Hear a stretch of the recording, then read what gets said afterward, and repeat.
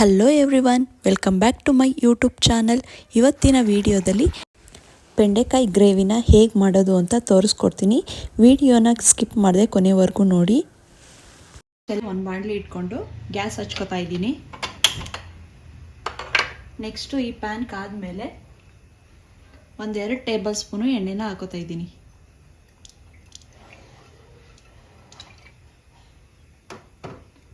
ಎಣ್ಣೆ ಸ್ವಲ್ಪ ಬಿಸಿ ಆಗಲಿ.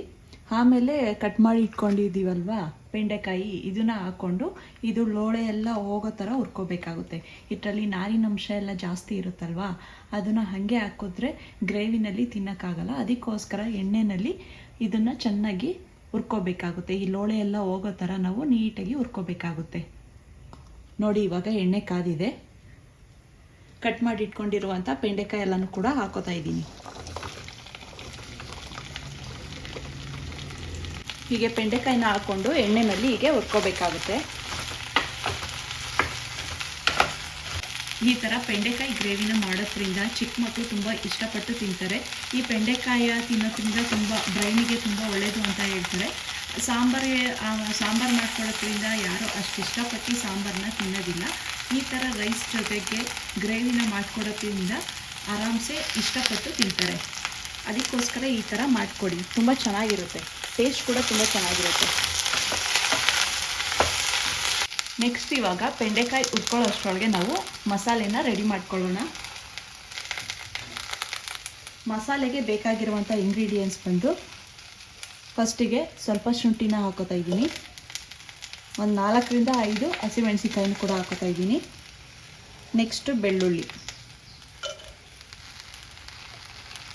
ಇಷ್ಟನ್ನು ಕೂಡ ಹಾಕ್ಕೊಂಡು ನುಣ್ಣಗೆ ರುಬ್ಕೋತೀನಿ. ನೋಡಿ, ಇವಾಗ ಮೆಣಸಿನ್ಕಾಯಿ, ಶುಂಠಿ, ಬೆಳ್ಳುಳ್ಳಿನ ಸ್ವಲ್ಪ ತರ್ತರಿಯಾಗಿ ಪುಡಿ ಮಾಡ್ಕೊಂಡಿದ್ದೀನಿ. ನೀರು ಹಾಕ್ತೇನೆ ಹಾಗೆ ಪುಡಿ ಮಾಡ್ಕೊಂಡಿದ್ದೀನಿ. ನೆಕ್ಸ್ಟ್ ಇವಾಗ ಇದಕ್ಕೇನೆ ನಾನು ಕಟ್ ಮಾಡಿ ಇಟ್ಕೊಂಡಿರುವಂಥ ಈರುಳ್ಳಿನೂ ಕೂಡ ಹಾಕೋತಾ ಇದ್ದೀನಿ. ರಾಜೀರುಳ್ಳಿ ಮತ್ತು ದಪ್ಪ ಈರುಳ್ಳಿ ಎರಡನ್ನೂ ತೊಗೊಂಡಿದ್ದೀನಿ ನಾನು. ರಾಜೀರುಳ್ಳಿ ಸ್ವಲ್ಪ, ದಪ್ಪ ಈರುಳ್ಳಿ ಒಂದನ್ನು ತೊಗೊಂಡಿದ್ದೀನಿ. ಇಷ್ಟನ್ನು ಕೂಡ ನೀರು ಹಾಕ್ತೇನೆ ಹಾಗೆ ರುಬ್ಕೋಬೇಕಾಗುತ್ತೆ. ತರ್ತರಿಯಾಗಿ ರುಬ್ಕೋಬೇಕಾಗುತ್ತೆ. ನಾವು ಈ ಥರ ರುಬ್ಕೊಳ್ಳಿಲ್ಲ ಅಂದರೆ ಸಣ್ಣದಾಗಿ ಚಾಪ್ ಮಾಡಿಬಿಟ್ಟು ಹಾಕೋಬೋದು. ಬೆಸ್ಟ್ ಅಂತ ಹೇಳಿದ್ರೆ ಈ ಥರ ಸಣ್ಣದಾಗಿ ರುಬ್ಕೊಂಡ್ರೆ ಒಳ್ಳೆಯದು. ನೋಡಿ, ಇವಾಗ ಈರುಳ್ಳಿ, ಶುಂಠಿ, ಬೆಳ್ಳುಳ್ಳಿ, ಹಸಿಮೆಣಸಿಕಾಯಿ ಎಲ್ಲನೂ ಕೂಡ ಹಾಕ್ಕೊಂಡು ದಪ್ಪದಾಗಿ ತರಿಯಾಗಿ ರುಬ್ಕೊಂಡಾಗಿದೆ. ಈ ಮಸಾಲೆ ರೆಡಿಯಾಗಿದೆ. ನೆಕ್ಸ್ಟ್ ಇವಾಗ ಬೆಂಡೆಕಾಯಿ ಹುರ್ಕೋತಾ ಇದ್ದೀನಿ. ನೋಡಿ, ಇನ್ನೂ ಕೂಡ ಅದು ಲೋಳೆ ಹಾಗೆ ಇದೆ. ಈ ಲೋಳೆ ಬೇಗನೆ ನಾವು ಹುರ್ಕೋಬೇಕು ಅಂತ ಹೇಳಿದ್ರೆ ಒಂದು ಟಿಪ್ ಏನಂತ ಹೇಳಿದ್ರೆ, ಇದು ಉರಿಬೇಕಾದ್ರೆ ನಾವು ಉಪ್ಪಿನ ಪುಡಿ ಮತ್ತು ಸ್ವಲ್ಪ ಅರಿಶಿನ ಪುಡಿನ ಹಾಕ್ಕೊಂಡು ಹುರ್ಕೊಳ್ಳೋದ್ರಿಂದ ಬೇಗನೆ ಲೋಳೆ ಅಂಶ ಎಲ್ಲ ಬೇಗ ಹೋಗುತ್ತೆ. ಇವಾಗ ನಾನು ಇದಕ್ಕೆ ಸ್ವಲ್ಪ ಉಪ್ಪಿನ ಪುಡಿನ ಹಾಕೋತಾ ಇದ್ದೀನಿ. ನೆಕ್ಸ್ಟ್ ಇದಕ್ಕೇನೆ ನಾನು 1 ಟೇಬಲ್ ಸ್ಪೂನು ಅರಿಶಿನದ ಪುಡಿನ ಹಾಕ್ಕೊಂಡು ಹುರ್ಕೋತೀನಿ. 1 ಟೇಬಲ್ ಸ್ಪೂನು ಅರಿಶಿನದ ಪುಡಿ, ಇವೆರಡನ್ನೂ ಕೂಡ ಹಾಕ್ಕೊಂಡು ಹೀಗೆ ನಿಧಾನ ಉರಿಲೇನೆ ಹುರ್ಕೋಬೇಕಾಗುತ್ತೆ. ಈ ಥರ ಅರಿಶಿನದ ಪುಡಿ ಮತ್ತು ಉಪ್ಪಿನ ಪುಡಿನ ಹಾಕ್ಕೊಂಡು ಹುರ್ಕೊಳ್ಳೋದ್ರಿಂದ ಆ ಲೋಳೆ ಅಂಶ ಇರುತ್ತಲ್ವ, ಅದೆಲ್ಲ ಬೇಗನೆ ಹೋಗ್ಬಿಡುತ್ತೆ. ಮತ್ತು ಎಷ್ಟೇ ಲೋಳೆ ಅಂಶ ಇದ್ದರೂ ಕೂಡ ಒಂಚೂರು ಇರಲ್ಲ. ಆ ಥರ ಅದು ಹುರ್ಕೋಬೋದು. ನೋಡಿ, ಇವಾಗ ಉಪ್ಪಿನ ಪುಡಿ, ಅರಿಶಿನದ ಪುಡಿ ಹಾಕಿದ ತಕ್ಷಣ ಎಷ್ಟು ಲೋಳೆ ಅಂಶ ಬರ್ತಿದೆ ಅಂತ. ಬೆಂಡೆಕಾಯಲ್ಲಿ ಇರುವಂಥ ಲೋಳೆ ಅಂಶ ಎಲ್ಲ ನೀಟಾಗಿ ಹೋಗ್ಬಿಡುತ್ತೆ. ಈ ಥರ ಅರಿಶಿನ ಪುಡಿ, ಉಪ್ಪಿನ ಪುಡಿ ಹಾಕ್ಕೊಂಡು ಹುರ್ಕೊಂಡ್ರೆ, ಚೆನ್ನಾಗಿ ಹುರ್ಕೊಂಡ್ರೆ ಮಾತ್ರ ಗ್ರೇವಿ ಚೆನ್ನಾಗಾಗೋದು. ಈ ಥರ ಲೋಳೆ ಥರ ಇದ್ದರೆ ತಿನ್ನೋದಕ್ಕೆ ಒಂಥರ ಅಸಹ್ಯ ಅನ್ನಿಸ್ಬಿಡುತ್ತೆ. ಇದೆಲ್ಲ ನೀಟಾಗಿ ಲೋಳೆ ಅಂಶ ಎಲ್ಲ ನೀಟಾಗಿ ಹೋದ್ರೇ ಗ್ರೇವಿ ಚೆನ್ನಾಗಿರೋದು. ಅದಕ್ಕೋಸ್ಕರ ನಿಧಾನ ಉರಿಲೇನೆ 5 ಮಿನಿಟ್ಸ್ ಸಾಕು, ಹೀಗೆ ಹುರ್ಕೋಬೇಕು. ನೋಡಿ ಎಷ್ಟಿದೆ ಅಂತ ಲೋಳೆ ಅಂಶ ಇದರಲ್ಲಿ. ಇವಾಗ ನೋಡಿ, ಬೆಂಡೆಕಾಯಿ ಎಲ್ಲನೂ ಕೂಡ ಹುರ್ಕೊಂಡಾಗಿದೆ. ನೋಡಿ, ಒಂಚೂರು ಕೂಡ ಲೋಳೆ ಅಂಶ ಇಲ್ಲ. ಆ ಥರ ಉದುದ್ರಾಗಿದೆ ಅಂತ ಈ ಥರ ಹುರ್ಕೋಬೇಕು. ಬೆಂಡೆಕಾಯಿ ಎಲ್ಲ ಹುರ್ಕೊಂಡಾದ್ಮೇಲೆ ನೆಕ್ಸ್ಟ್ ಇವಾಗ ನಾನು ಬೇರೆ ಪಾತ್ರೆನ ಇಟ್ಕೊಂಡಿದ್ದೀನಿ. ಸ್ಟವ್ನ ಹಚ್ಕೊಂಡು ಇವಾಗ ಇದಕ್ಕೆ 1-2 ಟೇಬಲ್ ಸ್ಪೂನು ಎಣ್ಣೆನ ಹಾಕೋತಾ ಇದ್ದೀನಿ. ಇದಕ್ಕೆ ಸ್ವಲ್ಪ ಜಾಸ್ತಿನೇ ಎಣ್ಣೆ ಬೇಕಾಗುತ್ತೆ ಈ ಬೆಂಡೆಕಾಯಿ ಗ್ರೇವಿ ಮಾಡಬೇಕು ಅಂತ ಹೇಳಿದ್ರೆ. ಒಂದೆರಡು ಟೇಬಲ್ ಸ್ಪೂನ್ ಎಣ್ಣೆನ ಹಾಕ್ಕೊಳ್ಳಿ. ನೆಕ್ಸ್ಟ್ ಇದಕ್ಕೇ 1 ಟೇಬಲ್ ಸ್ಪೂನು ತುಪ್ಪನ ಹಾಕೋತಾ ಇದ್ದೀನಿ. ತುಪ್ಪ ಆಪ್ಷನಲ್ಲು ಇದ್ದರೆ ಹಾಕ್ಕೊಳ್ಳಿ, ಇಲ್ಲ ಅಂದರೆ ಏನು ಬೇಡ. ಒಂದೆರಡು ಟೇಬಲ್ ಸ್ಪೂನ್ ತುಪ್ಪನೂ ಕೂಡ ಹಾಕ್ಕೊಂಡಿದ್ದೀನಿ. ತುಪ್ಪ ಇಲ್ಲ ಅಂತ ಹೇಳಿದ್ರೆ ಎಣ್ಣೆನೇ ಇನ್ನೊಂದೆರಡು ಸ್ಪೂನ್ ಎಕ್ಸ್ಟ್ರಾ ಹಾಕ್ಕೊಳ್ಳಿ. ಈ ಗ್ರೇವಿಗೆ ಎಣ್ಣೆ ಥರ ಇದ್ದರೆ ಚೆನ್ನಾಗಿರುತ್ತೆ, ಅದಕ್ಕೋಸ್ಕರ ಅಷ್ಟೇ. ಇವಾಗ ನೆಕ್ಸ್ಟು ಎಣ್ಣೆ ಸ್ವಲ್ಪ ಬಿಸಿ ಆದಮೇಲೆ ಪಲಾವ್ ಎಲೆ, 1 ಪಲಾವ್ ಎಲೆನ ಕಟ್ ಮಾಡಿ ಹಾಕೋತಾ ಇದ್ದೀನಿ. ನೆಕ್ಸ್ಟು 1-2 ಪೀಸಷ್ಟು ಚಕ್ಕೆನ ಹಾಕೋತಾ ಇದ್ದೀನಿ.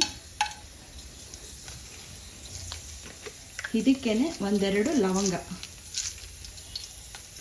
1-2 ಪೀಸು ಲವಂಗನೂ ಕೂಡ ಹಾಕೋತಾ ಇದ್ದೀನಿ. ನೆಕ್ಸ್ಟ್ ಇವಾಗ ನಾವು ತರ್ತರಿಯಾಗಿ ರುಬ್ಬಿಟ್ಕೊಂಡಿದ್ವಲ್ಲ ಮಸಾಲೆ, ಈರುಳ್ಳಿ, ಬೆಳ್ಳುಳ್ಳಿ, ಶುಂಠಿ ಮತ್ತು ಹಸಿಮೆಣಸಿನ್ಕಾಯಿ ಹಾಕ್ಕೊಂಡು ರುಬ್ಕೊಂಡಿದ್ವಲ್ಲ, ತರ್ತರಿಯ ನೋಡಿ ಈ ಥರ ತರ್ತರಿಯಾಗಿ ರುಬ್ಕೊಂಡಿರಬೇಕು, ಇಲ್ಲಾಂದರೆ ಸಣ್ಣದಾಗಿ ಚಾಪ್ ಮಾಡಾದರೂ ಹಾಕ್ಕೊಳ್ಳಿ. ಇದನ್ನು ಡೈರೆಕ್ಟ್ ಹಾಕ್ಕೊಳ್ಳಿ.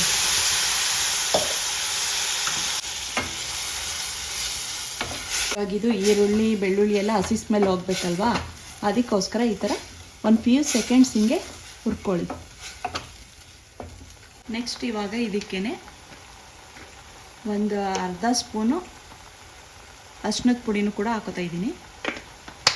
ಇದಕ್ಕೆ ನಾನು ಚಿಕ್ಕ ಟೇಬಲ್ ಸ್ಪೂನಲ್ಲಿ 2 ಟೇಬಲ್ ಸ್ಪೂನ್ ಧನಿಯಾ ಪೌಡರ್ನ ಹಾಕೋತಾ ಇದ್ದೀನಿ. ಧನಿಯಾ ಪೌಡರ್ನ ಹಾಕ್ಕೊಂಡು ಹಾಗೆ ಕೈ ಆಡ್ತಾ ಇರಿ, ಇಲ್ಲ ಅಂತ ಹೇಳಿದ್ರೆ ಅದು ತಳ ಹಿಡಿದ್ಬಿಡುತ್ತೆ. ಸ್ವಲ್ಪ ಎಣ್ಣೆ ತುಪ್ಪನ ಜಾಸ್ತಿ ಹಾಕ್ಕೊಂಡ್ರೆ ಅಷ್ಟು ತಳ ಹಿಡಿಯಲ್ಲ.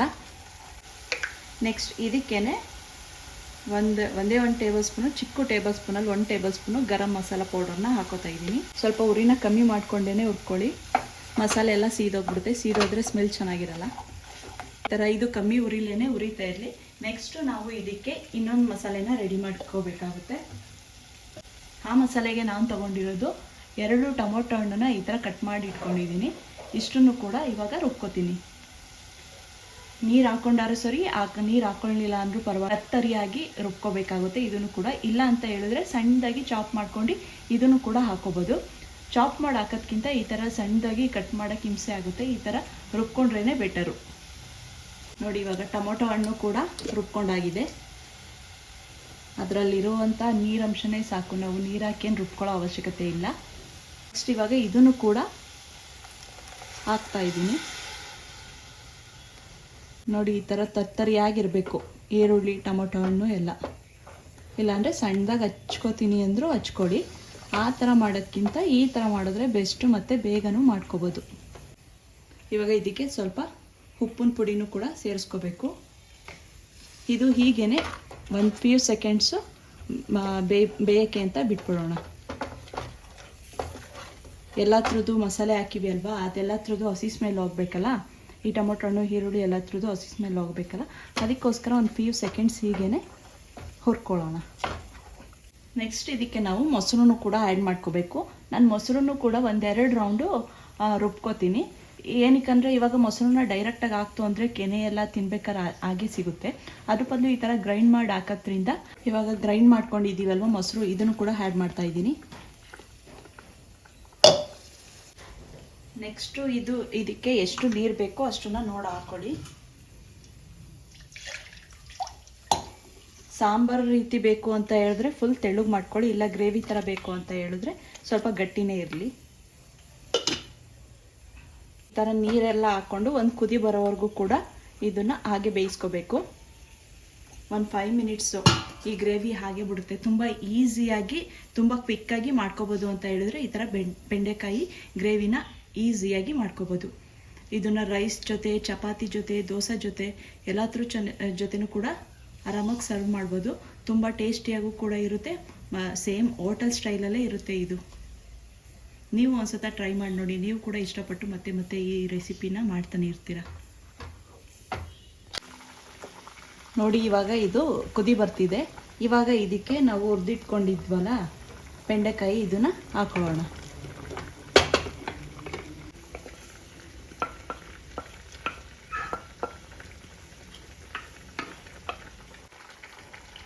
ಬೆಂಡೆಕಾಯಿ ಹಾಕೊಂಡಾದ್ಮೇಲೆ ಒಂದು 5 ನಿಮಿಷ ಈ ಥರ ಕುದಿಯೋಕ್ಕೆ ಹಾಗೆ ಬಿಟ್ಬಿಡಿ. ಜಾಸ್ತಿ ಏನು ಬೇಯಿಸೋ ಅವಶ್ಯಕತೆ ಇಲ್ಲ, ಬೆಂಡೆಕಾಯಿನ ಆಲ್ರೆಡಿ ಹುರ್ಕೊಂಡಿದ್ದೀವಲ್ವಾ, ಎಲ್ಲ ಚೆನ್ನಾಗಿ ಬೆಂದಿದೆ. ಒಂದು 5 ನಿಮಿಷ ಇದು ಮಸಾಲೆ ಎಲ್ಲ ಬೆಂಡೆಕಾಯಿಗೆ ಹಿಡೀಲಿ, ಆಮೇಲೆ ಸ್ಟವ್ ಆಫ್ ಮಾಡ್ಕೊಳ್ಳಿ. ಇಷ್ಟೇ, ಎಷ್ಟು ಈಸಿಯಾಗಿ ಎಷ್ಟು ಬೇಗ ಮಾಡ್ಕೋಬೋದು ನೋಡಿ. ಇವಾಗ ನೋಡಿ ಗ್ರೇವಿ ರೆಡಿ ಆಗಿದೆ. ಇದ್ರ ಟೇಸ್ಟ್ ಒಂದು ಸತ ನೋಡಿಬಿಟ್ಟು ಆಮೇಲೆ ಗ್ಯಾಸ್ ಆಫ್ ಮಾಡ್ಕೊಳ್ಳೋಣ. ಈ ಥರ ಗ್ಯಾಸ್ ಆಫ್ ಮಾಡೋಕ್ಕೂ ಮುಂಚೆ ಟೇಸ್ಟ್ ಎಲ್ಲ ಕರೆಕ್ಟಾಗಿದೆಯಾ ಅಂತ ಒಂದು ಸತ ಚೆಕ್ ಮಾಡ್ಕೊಳ್ಳಿ. ಏನಾದ್ರು ಉಪ್ಪು ಖಾರ ಏನಾದ್ರು ಕಮ್ಮಿ ಇತ್ತಂದರೆ ಮತ್ತೆ ಆ್ಯಡ್ ಮಾಡ್ಕೋಬೋದು. ಟೇಸ್ಟ್ ಮಾತ್ರ ಸಖತ್ತಾಗಿದೆ. ಉಪ್ಪು ಖಾರ ಹುಳಿ ಎಲ್ಲ ಪರ್ಫೆಕ್ಟ್ ಆಗಿದೆ, ತುಂಬಾ ಚೆನ್ನಾಗಿದೆ. ರೈಸ್ ಜೊತೆಗಂತೂ ತುಂಬ ಚೆನ್ನಾಗಿರುತ್ತೆ. ಮತ್ತು ಇದೆ ಈ ಥರ ಬೆಂಡೆಕಾಯಿ ಸಾಂಬಾರು ಮಾಡಿದ್ರೆ ಚಿಕ್ಕ ಮಕ್ಕಳಂತೂ ತಿನ್ನೋದೇ ಇಲ್ಲ, ಮನೇಲಿ ಯಾರು ಕೂಡ ತಿನ್ನಲ್ಲ. ಅಟ್ಲೀಸ್ಟ್ ಈ ಥರ ಗ್ರೇವಿನ ಮಾಡ್ಕೊಡೋದ್ರಿಂದ ಚಪಾತಿ ಜೊತೆ ರೈಸ್ ಜೊತೆ ಇಷ್ಟಪಟ್ಟು ತಿಂತಾರೆ. ಗ್ರೇವಿ ರೆಡಿಯಾಗಿದೆ. ನೆಕ್ಸ್ಟು ಸ್ಟವ್ನ ಆಫ್ ಮಾಡಿಕೊಂಡು ರೈಸ್ ಜೊತೆ ಸರ್ವ್ ಮಾಡೋಣ. ಈ ವಿಡಿಯೋ ನಿಮಗೆ ಇಷ್ಟ ಆಗಿದ್ದರೆ ನೀವು ಕೂಡ ಮನೆಯಲ್ಲಿ ಒಂದು ಸತ ಟ್ರೈ ಮಾಡಿ ನೋಡಿ. Thank you.